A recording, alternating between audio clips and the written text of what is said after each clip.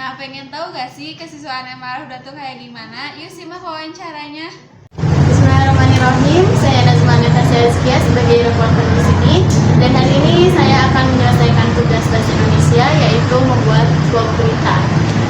Temanya adalah tema tentang sekolah MA Al-Huda, dan kebetulan di samping saya ada kesiswaan, yaitu Al-Ustad Lutfi. Sebelum dimulai, bolehkah saya meminta izin dari Ustadz bahwa Ustadz bisa meluangkan waktu atau wawancara? Insya Allah, siap. Terima kasih. Kalau begitu, boleh saya lanjut ke pertanyaan yang kedua. Bagaimana perasaan Bapak selama menjadi kesiswaan di sekolah MA Al-Huda? Beban yang begitu gagah. Pada waktu kita diberikan sebuah amanah dari Allah Subhanahu wa Ta'ala melalui pelantarannya sekolah, itu memang tugas yang begitu berat. Pada waktu kita mendapatkan sebuah bentuk amanah, bukan kita bangga, tapi di sana ada tanggung jawab yang begitu besar. Kita bukan cuma sebatas dilihat oleh manusia, tetapi nanti akan bertanggungjawab di yaumul kiamat tiap hari. Pada waktu kita melaksanakan sebuah bentuk perintah kepada anak-anak, apakah kita sudah melaksanakannya atau tidak? Dan pada waktu kita sudah melakukan aturan yang ada di sini, apakah kita juga sudah dipatuhi dengan diri sendiri atau tidak? Itu adalah bentuk amanah. Sebuah amanah itu lumayan, sebuah bentuk tanggung jawab yang besar. Jadi jawaban pertama adalah bagaimana perasaan Bapak. Saya akan menjalaninya insya Allah sepanjang Allah memberikan amanah, karena tidak semata-mata Allah memberikan amanat berarti kita mampu. Selama Bapak menjadi kesiswaan, biasanya tugas Bapak secara spesifik itu apa aja sih? Lebih tertuju kepada penanaman akhlak. Di sini. Dari pertama mereka datang ke Al-Huda, kita cek secara pakaian, apakah sesuai dengan syariat Islam atau tidak, sesuai dengan ketentuan Allah dan Rasulnya atau tidak. Itu yang pertama. Bagaimana kalau sepertinya masalah pakaian dipertimbangkan, karena kita memakai sesuai dengan syariat, itu dengan pakaian itu bukan. Yang selanjutnya dari segi bahasa, pada waktu ada bahasa yang kurang baik, ya kita tindak secara langsung.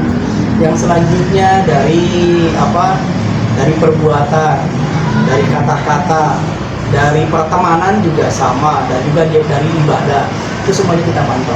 Jadi dari segi semuanya kita coba. Gitu. Nah, sejak kapan Bapak menjabat sebagai kesiswaan di sini sekarang? Dari 2011 sampai sekarang itu di Al-Huda.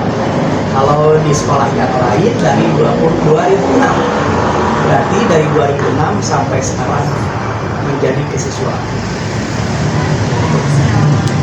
Nah, kalau boleh tahu nih ya, Bapak semenjak menjadi kesiswaan di MA Al-Huda, kesulitan apa saja yang Bapak dapatkan selama ini? Untuk dari segi kesulitan, inamaus binusur.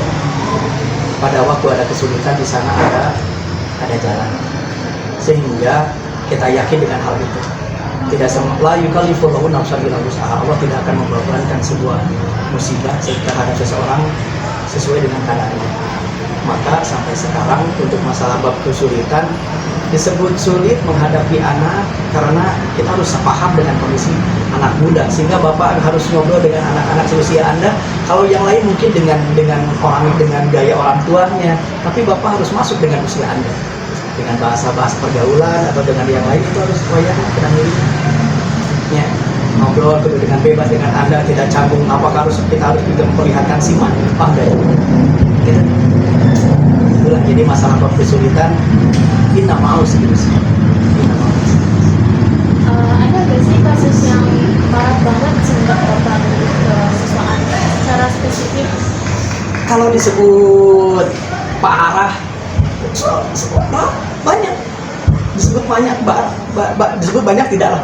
Tentang disebut banyaknya, ada lah. Karena setiap tahun pelanggaran itu ada.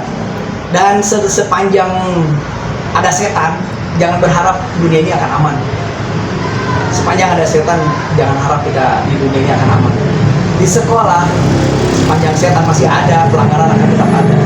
Dan kita selaku penegak kedisiplinan, kita meminimalisir sebuah bentuk pelanggaran. Sekali lagi, meminimalisir sebuah bentuk pelanggaran. Untuk nilai perfect, sempurna, mungkin. Jadi sepanjang setan masih ada di muka bumi ini, pelanggaran tetap akan ada. Nah, bagaimana dengan pelanggaran-pelanggaran yang merasa paling berat? Adalah cuma itu ada di hatiku aja. Jadi gak akan di spill. Enggak, karena ini menyangkut tentang tempat sekolah. Itu adalah tentang sekolah. Tapi kalau sebenarnya pelanggaran itu masalah bab etika, bab moral itu masih keluar. Sekali lagi. Jadi sepanjang pada waktu anak melakukan sebuah bentuk pelanggaran yang bersifatnya norma, yang bersifatnya melanggar etika, apalagi agama, itu kalau masih dibilang kita masih bisa memperbaiki anak, terus kelihatannya anak tersebut masih bisa kita rubah, oke, kita rangkul terus. Pada waktu kita sudah tidak mampu, Ustadz udah balik ke rumah, silahkan pulanglah, kami sudah tidak sanggup. Nah itu, jadi pada waktu kita sudah ini kan, SP1 kita sudah berikan, SP2 ternyata masih tetap, SP3 selanjutnya kita berikan skorsing 3 hari, tapi masih melakukan sebuah bentuk tindakan kesalahan atau melanggar tata tertib, udah lebih baik keluar. Dan saya katakan terhadap orang tuanya, jangan merasa digimanain oleh sekolah, tetapi mungkin saja inilah ada jalan yang terbaik buat anak ini. Mungkin di sini bukan waktunya berubah, tapi di tempat yang lain akan berubah menjadi lebih baik. Pada waktu banyak kisahnya tentang masalah waktu itu. Di sini dia tidak baik, tapi di sana mereka akan terbuka lebih banyak. Dan bahkan tidak sedikit orang yang sudah keluar dari sini, mereka berada di sekolah yang lain, tetapi mereka katakan dari malunya alhamdulillah, itu yang jaga. Karena perbedaan tata cara pendidikan di sini, karena lebih banyak di sini lebih berkeakhlak ya, lebih banyak ada ke akhlak. Kalau di sana hanya cuma sebatas yang mungkin IQ saja mereka pertimbangkan, akhlak tidak mereka hiraukan. Itu Tadi kan baru membahas tentang ini ya, kesulitan dan masalah. Kalau gitu mau nyoba ke pertanyaan yang lain. siap. Jadi apa saja pencapaian yang Bapak dapatkan selama Bapak menjadi kesiswaan di sini? Pencapaian untuk sekolah khususnya. Untuk pencapaian sekolah semuanya adalah min fadli Rabbil satu.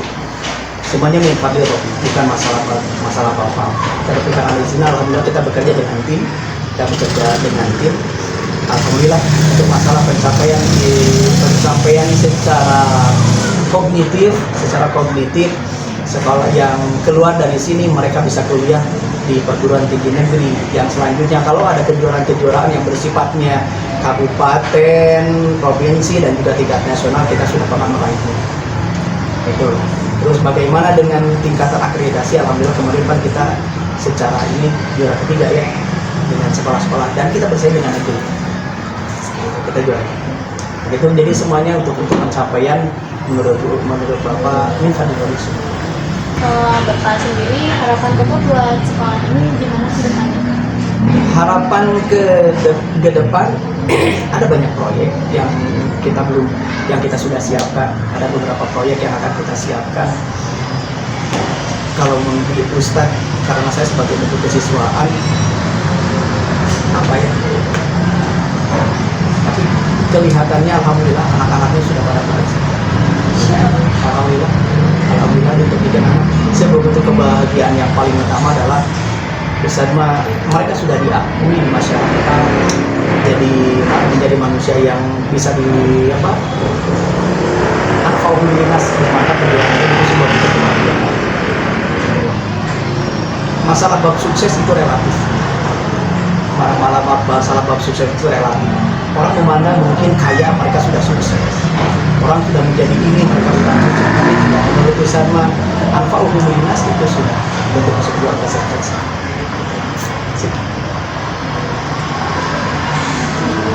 Begitu, terima kasih banyak ya Ustaz telah menemani kami atas wawancara ini, dan terima kasih kepada para penonton yang telah menyimak sesi wawancara ini. Sekian dari saya, sebagai reporter, saya kembalikan lagi kepada presenter. Oke, jadi itu dia wawancara yang telah dilakukan oleh reporter kita kepada narasumber yaitu Alusa Lutfi. Nah, jadi Ustaz Lutfi itu telah menjabat sebagai kesiswaan dari tahun 2011 sampai sekarang. Berarti sekitar 13 tahunan. Nah, Ustaz Lutfi juga lebih menekankan kepada siswa-siswi agar mereka menjadi siswa-siswi yang berakhlak mulia. Sekian dari kami. Wassalamualaikum warahmatullahi wabarakatuh.